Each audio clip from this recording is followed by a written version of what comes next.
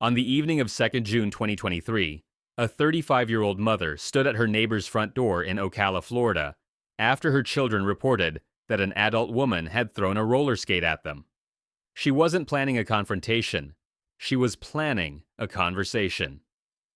Behind the locked door, 58-year-old Susan Louise Lawrence held a .380 caliber handgun and within seconds would fire a single shot through it, striking the mother in the chest as her 9-year-old son watched.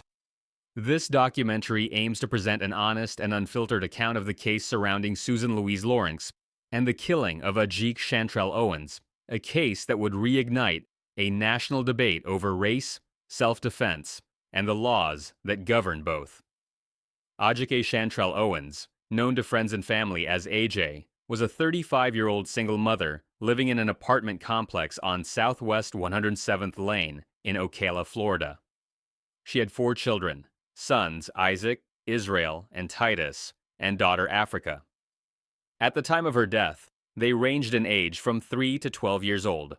Owens worked as a manager at a local McDonald's restaurant, a position that demanded long hours and constant scheduling adjustments. Neighbors would later describe how she rearranged her shifts to attend her children's football games, cheerleading competitions, and gymnastics classes.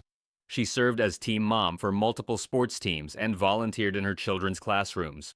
One neighbor recalled that Owens sacrificed so her children could attend private school and participate in extracurricular activities.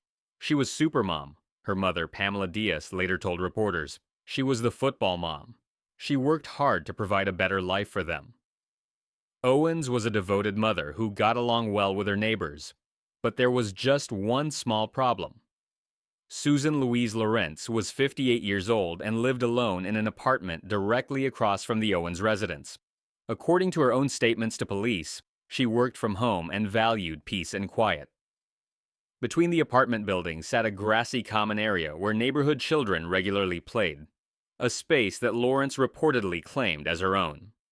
Beginning in the month of January 2021, deputies from the Marion County Sheriff's Office responded to what Sheriff Billy Woods later described as 6 to 8 documented calls involving Lawrence and the Owens household. The central friction was the children playing in the grassy area adjacent to Lawrence's apartment. According to an arrest affidavit, Lawrence was known to harass the children by video recording them with her phone as they played in the open field. Neighbors described her behavior as aggressive and racially charged. "Everybody in this neighborhood has feuded with this lady over our children," neighbor Phyllis Wills later told reporters. "Every time they've went even in the patch of grass over there, she would be like, 'Get off of my lawn, you B-M, or you are S, or you N-word.' She would wave guns at them." The friction between Lawrence and the Owens household continued for over 2 years. However, in the month of June 2023, this would all change. On the evening of 2nd June 2023, Owens's children were playing outside near the apartment complex. Some were playing basketball in the street, while others gathered in the grassy common area. Israel, then 9 years old, had left his tablet on the ground in the field. When he went to retrieve it, Lawrence, who had been filming the children with her phone while reportedly giving them the middle finger, allegedly picked it up. According to witness statements, Lawrence threw the tablet on the ground, striking Israel in the foot. She then threw a pair of roller skates at the children and began swinging an umbrella at Isaac, the oldest of the Owens children. Isaac told his younger brother to go get their mother, while Lawrence retreated inside her apartment. At 8:54 p.m., she called 911. "I've got kids trespassing, leaving all their toys around, just screaming, yelling, just being absolutely obnoxious," Lawrence told the dispatcher. "There are several kids out there right now.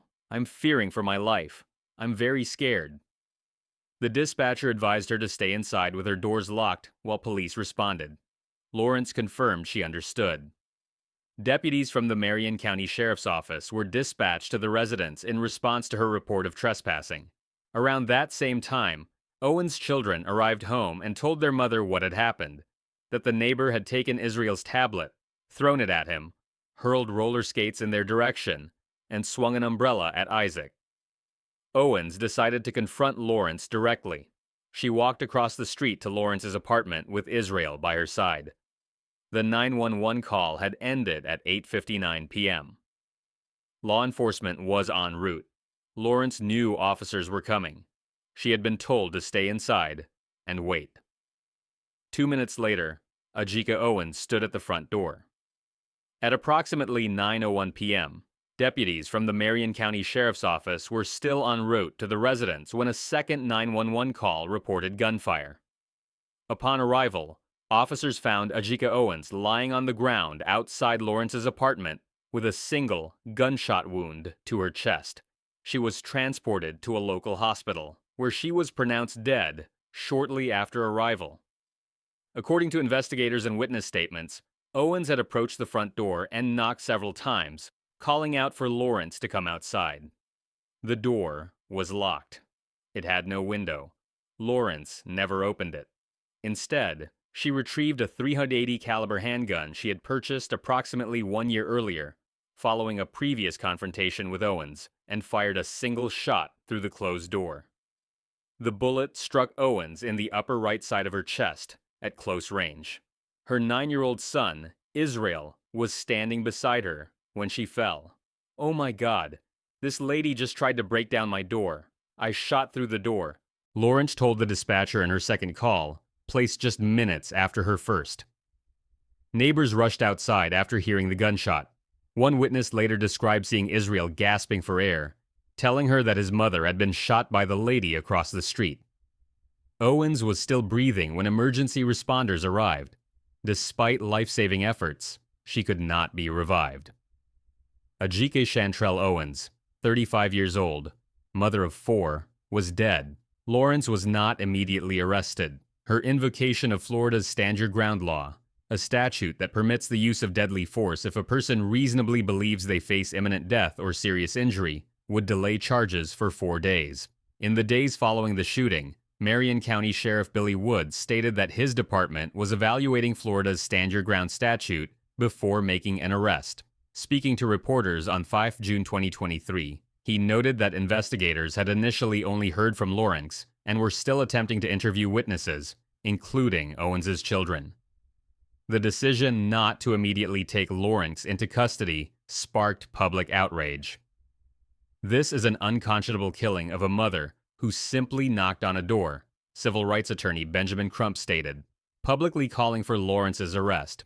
Crump, who had previously represented the family of Trayvon Martin in a case that brought national attention to the same Florida statute, joined Owens's family in demanding accountability. On 6 June 2023, approximately 30 protesters gathered outside the Marion County Judicial Center. State Attorney William Gladson met briefly with the group, urging patience and explaining that investigators were still processing physical evidence, digital records, and eyewitness statements. That same day, detectives conducted a second interview with Lawrence. By the end of that interview, she was placed under arrest and charged with manslaughter with a firearm, culpable negligence, battery, and 2 counts of assault. The interrogation that preceded her arrest would reveal the full extent of what Lawrence knew and what she had done to prepare. During the interrogation on 6 June 2023, Lawrence told detectives she had been in fear for her life when Owens approached her door. She claimed Owens had been banging so hard that everything in the apartment started shaking. She stated that Owens had screamed threats through the door. Then she started banging so hard, everything started shaking, Lawrence told detectives. And I'm like, "You really need to leave." And she's going, "I'm going to kill you. I just panicked. I don't even actually remember picking up the gun. I just remember shooting." Detectives challenged her account. They noted that her first 911 call had ended at 8:59 p.m., and within 2 minutes, she had placed a second call reporting that she had fired the gun. "Within 2 minutes, she showed up and did all these things," a detective responded. "You pulled the trigger, then found your phone and called 911. Lawrence also admitted to using racial slurs against the neighborhood children. According to the arrest affidavit, she acknowledged having used the N-word toward children out of anger in the past and calling them other derogatory terms. She admitted to throwing objects at them, including the roller skates and umbrella on the night of the shooting. Perhaps most significantly, She admitted to researching stand your ground and self-defense laws in the recent past, prior to the fatal confrontation. Left alone in the interrogation room with a notepad and pen, Lawrence wrote a message intended for Owens's children. A detective later read it aloud. "I am so sorry for your loss. I never meant to kill your mother. I was terrified your mom was going to kill me. I shot out of fear." She was arrested moments later. The charges: manslaughter with a firearm, culpable negligence, battery, and 2 counts of assault. Lawrence pleaded not guilty and was held on a $150,000 bond. In the month of August 2024, more than a year after the shooting, the trial of Susan Lawrence commenced in Marion County Circuit Court. A 6-person jury, all white, was seated to hear the case. Owens's family expressed disappointment in the jury's composition, but stated they believed in equal justice. The prosecution argued that Owens posed no imminent threat to Lawrence. She was unarmed. She stood outside a locked door. Police were already en route.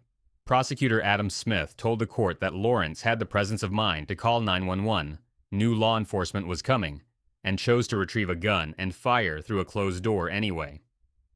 The defense called expert witnesses to testify on Lawrence's behalf. Dr. Yenis Castillo, a psychologist, testified that Lawrence suffered from post-traumatic stress disorder as a result of multiple past traumas, including childhood sexual abuse. Lawrence's sister, Ellen, testified that their father had been physically, emotionally, and sexually abusive to both of them, and that their family had a history of mental illness and addiction. The defense argued that Lawrence's PTSD impaired her judgment during the fatal encounter. On 16 August 2024, after 2.5 hours of deliberation, the jury returned its verdict: guilty of manslaughter with a firearm. 3 months later, on 25 November 2024, Lawrence, now 60 years old, appeared before Judge Robert Hodges for sentencing. The maximum possible sentence was 30 years. Her defense requested probation and PTSD treatment. The prosecution pushed for the maximum penalty. "I find that the shooting was completely unnecessary," Judge Hodges stated. In this case, Ms. Lawrence was behind the door. The door was locked. She had already called law enforcement. They were en route. She knew they were en route. She was in a relatively safe position. The judge rejected the defense's argument that Lawrence's history of abuse should serve as a mitigating factor. He sentenced her to 25 years in state prison. "I am so sorry I took AJ's life. I never intended to kill her," Lawrence told the court before sentencing. "I would trade my life." Owens's mother dismissed the apology as insincere, a last-ditch attempt to save herself. The impact of Lawrence's actions was immediate and devastating. The most obvious and direct victims were Ajike Owens's 4 children, Isaac, Israel, Africa, and Titus, who lost their mother at ages ranging from 3 to 12 years old. Israel, just 9 at the time, was standing beside his mother when the bullet struck her.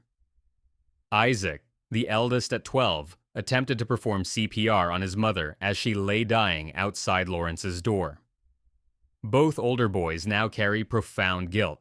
Israel has stated that if he had never left his tablet behind, his mother would still be here. Isaac blames himself for being unable to revive her. Since the shooting, all 4 children have lived with their grandmother, Pamela Diaz. The psychological toll has required ongoing therapy and counseling. Diaz has described watching her grandchildren struggle to process a trauma no child should ever have to endure. "Susan's reckless act of manslaughter rendered my 4 grandchildren motherless," Diaz told the court during sentencing. Sadly, Titus, Africa, Israel, and Isaac have to live their remaining lives as motherless children. Our pain and suffering didn't end when we buried Ajike. Our pain and suffering didn't end when Susan was found guilty. Our pain and suffering will last a lifetime. The secondary victim wasn't an individual. It was the already strained and questioned integrity of Florida's self-defense laws. The case of Ajike Owens does not exist in a vacuum. It highlights a vulnerability that civil rights advocates argue has disproportionately endangered Black Americans for nearly 2 decades. In 2005, Florida became the first state in the nation to enact a stand your ground law, legislation that removes the duty to retreat and permits deadly force if a person reasonably believes they face imminent death or serious injury. Since then, more than 30 states have adopted similar statutes. Research published in the journal JAMA Network Open found that these laws were associated with an 8 to 11% increase in monthly homicide rates nationwide. In Florida specifically, the increase was estimated at 32%. The parallels to the 2012 killing of Trayvon Martin, an unarmed black teenager shot by neighborhood watch volunteer George Zimmerman in Sanford, Florida, were unavoidable. Civil rights attorney Benjamin Crump, who had represented Martin's family, now stood alongside the Owens family, demanding accountability under the same legal framework. This is a senseless act made possible by lax gun laws and a culture that too often defaults to shooting first and asking questions later, stated the executive director of Moms Demand Action for Gun Sense in America. In response to this tragedy, Owens's family sought to transform grief into action. In the months following her daughter's death, Pamela Diaz co-founded a nonprofit organization titled Standing in the Gap. The fund is dedicated to providing financial assistance and counseling resources for families affected by racially motivated violence. It also advocates for legislative reform of stand your ground laws, the same statutes that delayed Lawrence's arrest and allowed her to initially claim self-defense after shooting an unarmed mother through a locked door. In the month of October 2025, the case became the subject of a Netflix documentary titled The Perfect Neighbor. The film, told almost entirely through police body cam footage, 911 audio, and courtroom video, brought renewed national attention to Owens's story. 1 year after her death, Owens's children gathered at a memorial service to honor their mother. One of them read a poem aloud. "My mom is my hero. Forever will she be in my heart." The children danced in tribute to her memory. "My daughter always would say the world would know her name," Diaz stated. "The perfect neighbor has made her word come true. Her legacy lives on, and the world will know her name." What are your thoughts on Florida's Stand Your Ground law and the protections, or dangers, it provides to those who invoke it? Share your perspectives in the comments below. If you found this documentary informative, please consider liking this video and subscribing for more in-depth explorations of often overlooked, lesser-known stories. Who else would you like to see us detail next? Your engagement helps us continue to shed light on otherwise unheard narratives.